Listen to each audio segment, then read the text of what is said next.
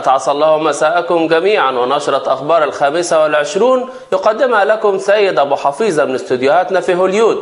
نحن نرى الأخبار من وجهة نظرنا وننقلها إليكم. وفي النشرة اليوم: مصر تقوم بتصنيع أول تليفون محمول مصري متخصص في المزداد.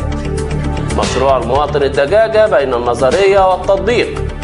شعر صدري بخير، أحدث أغاني نجم الجير. وإليكم النشر. للأسف الشديد خبر سعيد، مصر تقوم بتصنيع أول تليفون محمول مصري.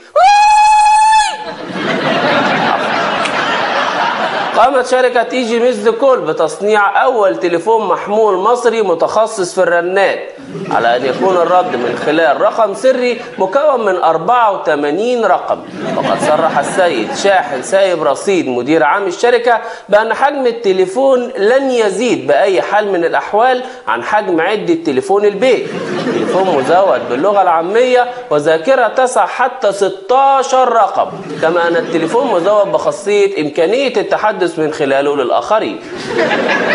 السيد كتكوت أبو الريش عضو مجلس الشعب يتقدم بطلب مشروع المواطن الدجاجة، والذي ينادي بالاكتفاء الذاتي، حيث يقوم كل مواطن بالرقود على مجموعة من البيض لحد ما يفقس. فهنا الفايدة مزدوجة، منها محاربة البطالة ومنها شعور المواطن بتقديره لذاته، مقترحا أن يوزع على المواطنين في الفترة القادمة قمصان لونها كاكي، على أن يكون شعار الزوجات في هذه المرحلة: كاكي كاكي يديك بالشبشب أنا هديك.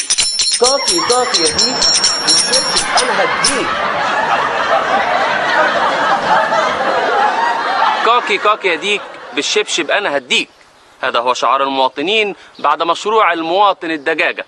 نزلنا إلى الشارع والتقينا بأحدهم. نتعرف بيك. شمورت ابو منقار، جناح ايمن بنادي التفريغ. راقد بالك قد ايه؟ والله انا راقد يجي بقالي سنتين دلوقتي، راقد قديم يعني على وش مقدم. يعني اوصف لنا احساسك وانت راقد. اولا انا بشكر الاستاذ الدكتور كتكوت ابو الريش على مشروع المواطن الدجاجه، وانا في قمه سعادتي. ما تتخيلش حضرتك قد ايه الواحد حاسس بالفرق من ايام ما كان عاطل لا شغله ولا مشغله، والايام الجميله اللي احنا بنعيشها دي. علشان كده انا من موقعي هنا باكد للعالم كله، الحكومه مش سايبانا زي ما الناس بتقول، لا اديك شايف اهو الشعب كله راقد. يعني بشكل تقديري كده نقول انتاجك قد ايه من البيض؟ والله انا ببيض حوالي 3 مرات في السنه، وكل مره ببيض 300 بيضه، 150 بلدي والباقي مزارع. تعمل ايه بعد كده؟ ببعت فأس للمصلحة، بتيجي تاخد البيض كله، وأول ما البيض يفقس كتاكيت بيكتبوا 50 كتكوت باسمي، والباقي بيتربوا في الملجأ. واحنا بدورنا بنقدم لكل المشاركين بمشروع المواطن الدجاجة 3 أقفاص دواجن. دواجن علينا احنا والله. منقار بنشكرك. شكرا. تحية شكر وتقدير للسيد كتكوت أبو الريش على مجهوده المبذول في حل أزمة البطالة.